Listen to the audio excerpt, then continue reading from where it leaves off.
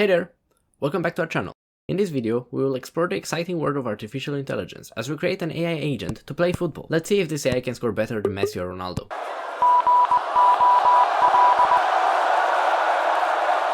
Now, before we dive in, don't forget to hit that like button and subscribe to our channel. The support means a lot and helps us create more amazing content like this. Now that's out of the way, let's kick things off. Step 1. Building the environment. The first thing we need to do is construct a world for our AI player, a virtual football field. Think of it like a video game world, only this time is for our AI. This world is gonna have all the rules of a standard football match. Boundaries, goalposts, halfway line, you name it. Starting from the grid, we sculpted the terrain and modeled the goalposts and extruded everything out. To make it stand out, we imported a stadium model. This adds more emphasis on the actual terrain, making the stakes higher, I hope. Adding some textures and materials to this, and it's already shaping up. Then we lit it using some directional light so that players can see the ball. Perfect, this is looking great already. Let's also add the pre-processing effects layer. This is similar to an Instagram filter that makes everything pop. Good, now our environment is complete. To interact with it, we'll be using Unity's ML Agent toolkit that is built on top of the OpenAI Gym environment. That would help abstract a lot of the setup for machine learning. Alright, the environment is set up and we have a football pitch.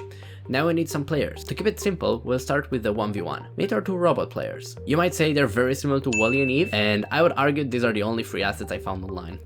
Currently, they can't do anything, so we need to create a brain for them to become intelligent and act on their own. And this leads us to training the network. This is where the magic happens. Now that we've got our pitch, we need to train our AI agents to understand the game. We'll be using a type of machine learning called actor-critic reinforcement learning. The actor represents the player on the field, making decisions and taking actions. In this case, our AI robots act as the actors, choosing the best actions in different game situations. The critic acts like a coach, observing the game from the sidelines. It evaluates the actor's performance and provides feedback to improve decision making. If the action is successful, like scoring a goal, the critic gives positive feedback, reinforcing the actor's learning. If the action leads to a mistake or missed opportunity, like shooting off target, the critic provides constructive criticism. Over time, the actor learns from the critic's feedback, adjusting his decision-making strategy to prioritize actions with positive evaluations. This process is known as policy improvement. To help the AI understand the environment and be capable of scoring goals, we are using raycasts.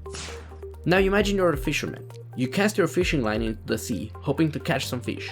This is a lot like raycasting. In game development, raycasting is the method used to detect objects within a certain path. Just like your fishing line helps you intercept fish in the water, a raycast helps detect objects within a 3D environment.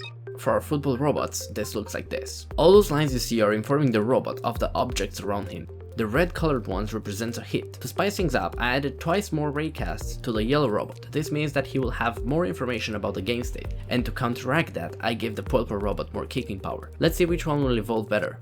Letting explanations aside, let's see some action. It's not ideal. That is because the agents need time to practice, using the reinforcement learning algorithm and learn which actions are good and which aren't. This can be fixed if we leave it to train.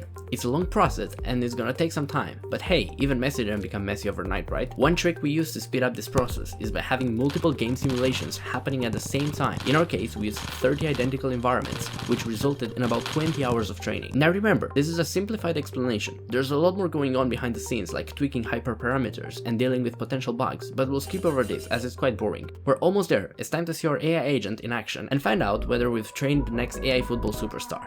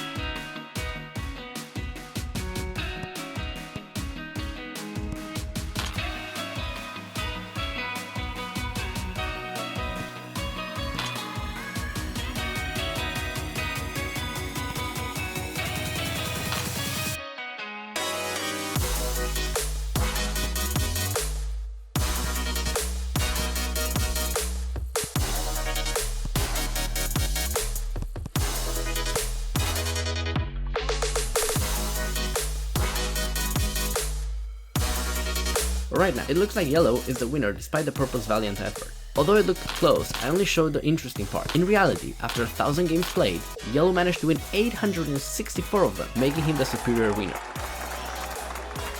At last, playing with more information seems to be a lot more useful than kicking hard. Sorry, buddy. That's it for today, guys. I hope you've enjoyed the journey as much as I did.